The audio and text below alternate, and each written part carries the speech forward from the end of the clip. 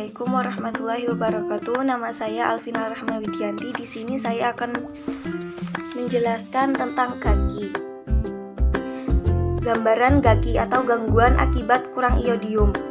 GAGI adalah istilah yang digunakan untuk semua spektrum gangguan pertumbuhan dan perkembangan fisik maupun mental dengan gambaran yang sangat bervariasi sesuai dengan tingkat tumbuh kembang manusia akibat kekurangan iodium. Iodium adalah unsur gizi mikro yang berfungsi untuk pembentukan hormon tiroid, tetradotironin, triodotironin yang berguna dalam proses pengembangan susunan syaraf dan proses tumbuh kembang manusia.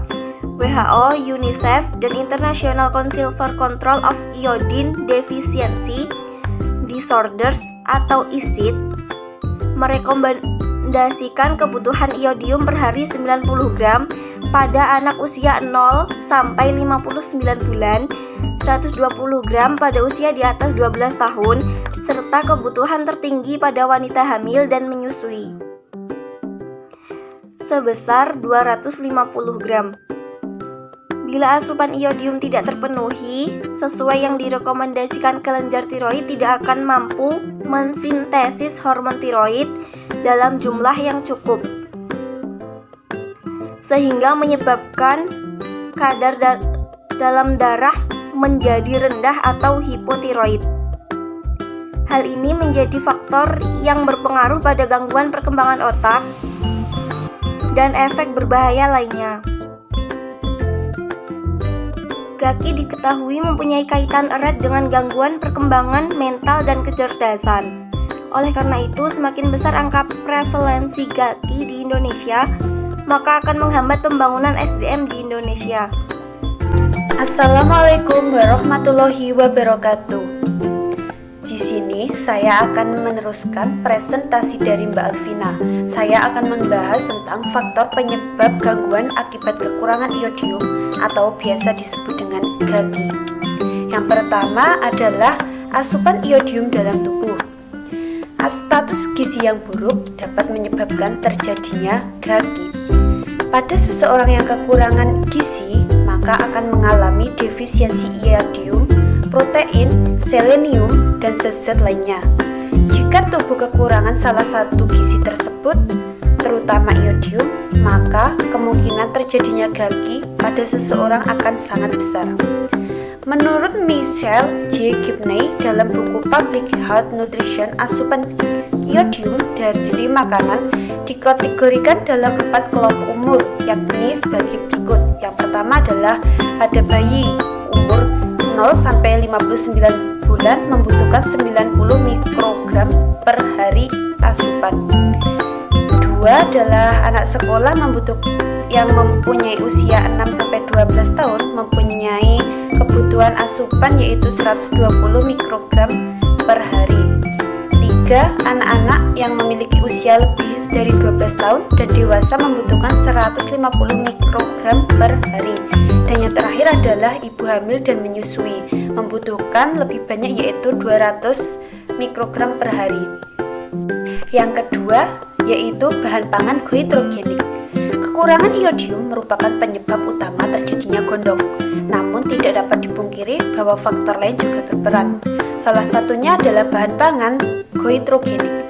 Goitrogenik adalah zat yang dapat menghambat pengambilan zat iodium oleh kelenjar gondok, sehingga konsentrasi iodium dalam kelenjar menjadi rendah. Selain itu, zat goitrogenik dapat menghambat perubahan iodium dari bentuk anorganik menjadi bentuk organik sehingga pembentukan hormon tiroksin dapat terhambat. Selanjutnya yang ketiga, saya akan membahas tentang faktor sosial budaya. Faktor sosial budaya yang berkaitan dengan GAGI diantaranya adalah pengetahuan mengenai penyakit gondok dan manfaat dari garam beriodium dalam keluarga. Adanya persepsi individu yang dipengaruhi oleh faktor-faktor pengalaman, proses belajar, wawasan, pemikiran, dan pengetahuan, serta adanya pantangan terhadap makanan yang dipengaruhi pola konsumsi pangan yang berhubungan dengan adat istiadat, tradisional, serta kepercayaan. Yang keempat adalah faktor genetik.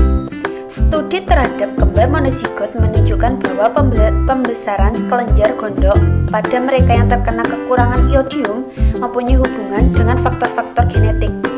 Studi tersebut melaporkan bahwa seseorang yang berada di sebuah keluarga memiliki satu penderita gondok mempunyai risiko mendapat keturunan gondok 2 kali lebih besar daripada mereka yang berasal dari keluarga non-gondok.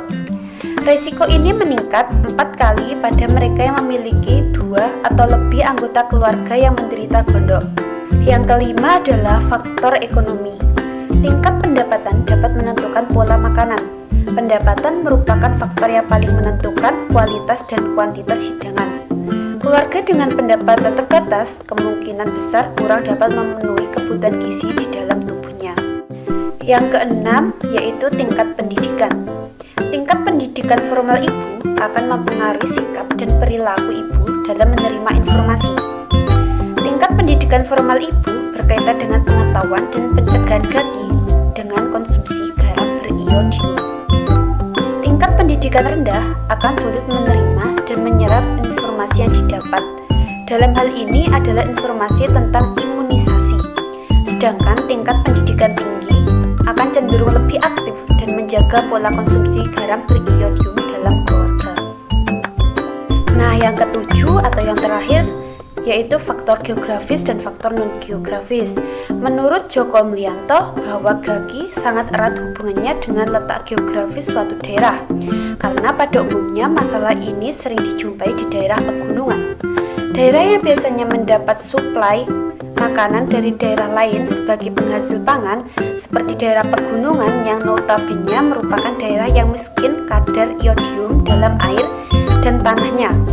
Dalam jangka waktu yang lama, namun pasti, daerah tersebut akan mengalami defisiensi iodium atau darah endemik iodium.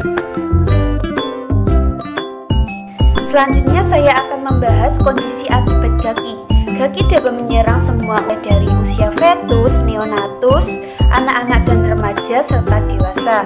Yang pertama adalah saya akan membahas pada usia fetus serta dampaknya, meliputi aborsi, lahir mati, kelainan kongenital, kretinisme neurologis meliputi defisiensi mental, bisu, tuli, tik, juling.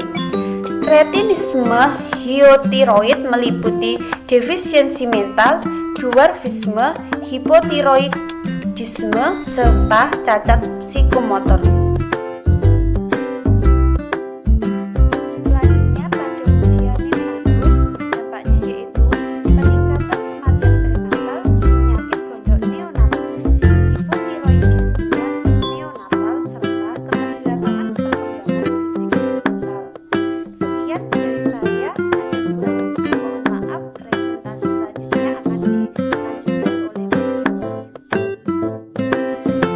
Baik, saya akan melanjutkan presentasi dari kelompok saya. Pada usia dewasa, dampak yang ditimbulkan adalah gioter dengan komplikasi. Dapat kita ketahui, gioter adalah satu pembengkakan pada leher akibat pembesaran kelenjar tiroid. Ini diakibatkan karena kekurangan iodium dapat menghambat pembentukan hormon tiroid oleh kelenjar tiroid. Dan yang kedua, iodine induced hyperthyroidism.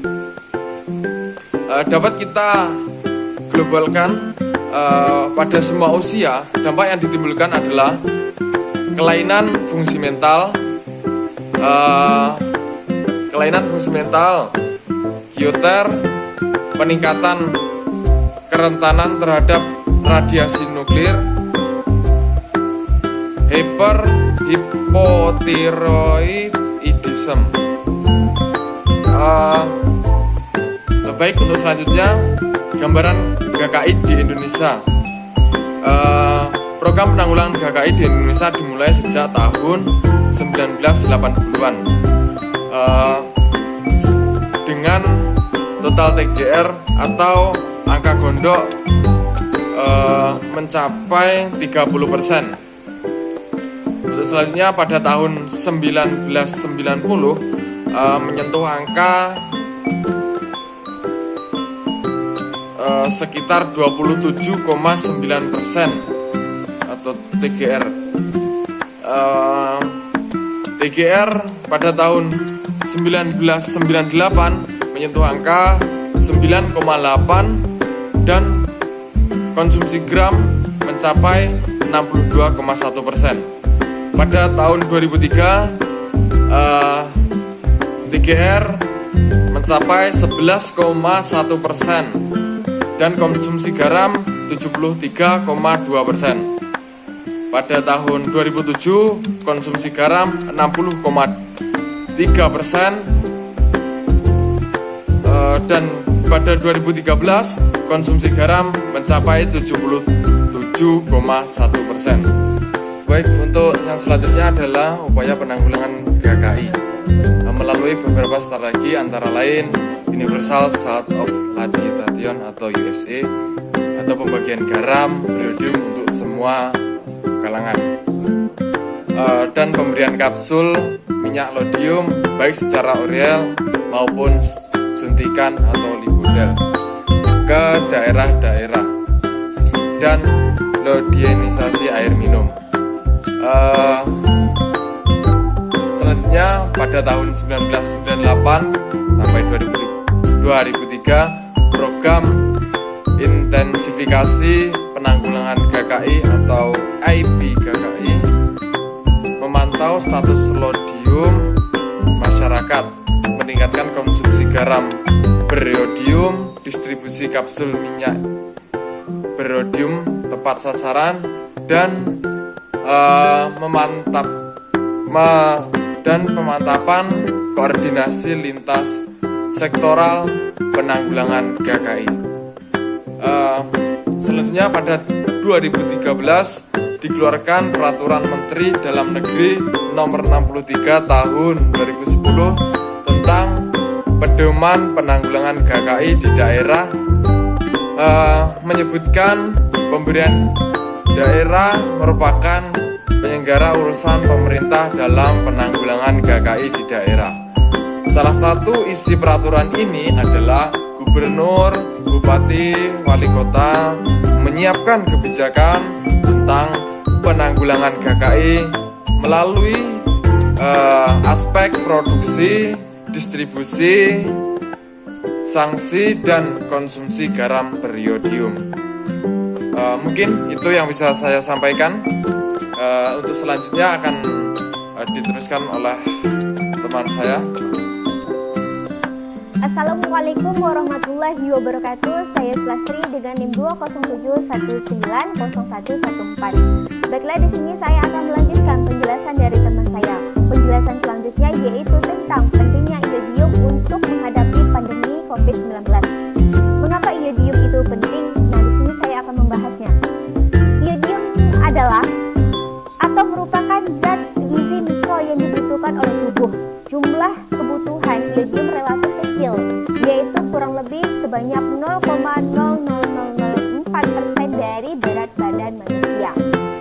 Sekitar 75% dari iodium dalam tubuh ada di kelenjar tiroid dan digunakan untuk mensintesis hormon tiroksin, tetradotironin atau T4 dan tridotironin atau T3.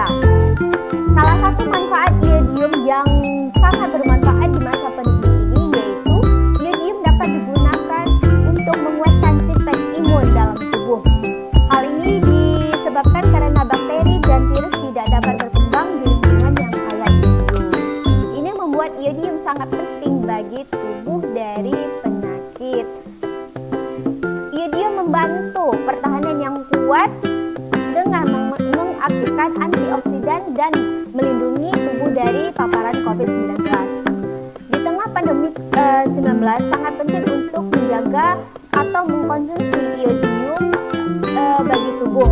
Karena jika tubuh kekurangan iodium, maka akan menjadi komorbid COVID-19 sehingga bisa memperparah keadaan hingga menimbulkan kematian. Imunitas di tengah pandemi ini sangatlah penting, jelas sangat penting. Karena apa? Karena imunitas adalah sistem pertahanan tubuh yang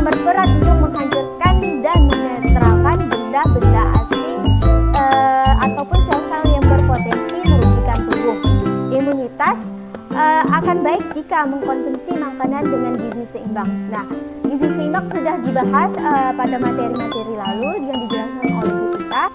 Persentase rumah tangga di Indonesia yang mengkonsumsi garam dengan kandungan cukup iodium yaitu 77,1%. Iodium penting untuk pertama, pertumbuhan anak, berat badan dan tinggi badan, perkembangan kecerdasan otak atau IQ, yang ketiga perkembangan mental anak. Ini penting untuk di luar COVID-19 ya. Kalau untuk masa pandemi itu tadi untuk mempertahankan imun tubuh manusia. Nah, sumber iodium apa saja? Sumber iodium ada rumput laut, ikan laut atau seafood, susu dan turunannya, telur dan garam berodium. Di sini saya memaparkan ada jeruk, susu, polong-polongan, telur, keju, dan ada juga di sini garam. Sini ada ikan, telur, udang, kurma, jagung dan lain-lainnya seperti itu ya.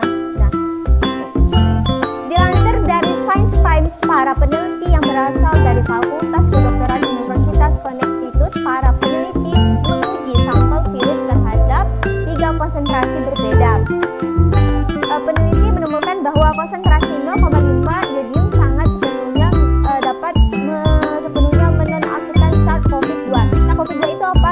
Nah, SARS-CoV-2 itu adalah kelanjutan virus dari COVID-19 saat ini. Jadi ini tadi peneliti mengatakan bahwa larutan itu maksudnya itu larutan yang ada iodium, kurang lebih seperti itu ya. Yang setelah 15 menit kemudian diperiksa, peneliti dapat mengetahui atau menemukan bahwa konsentrasi 0,5 iodium dapat sepenuhnya menonaktifkan SARS-CoV-2 seperti itu. Peneliti juga mengatakan bahwa berkumur-kumur dengan larutan iodium dapat mencegah penyebaran virus dari orang ke orang lain atau menginginkan kasus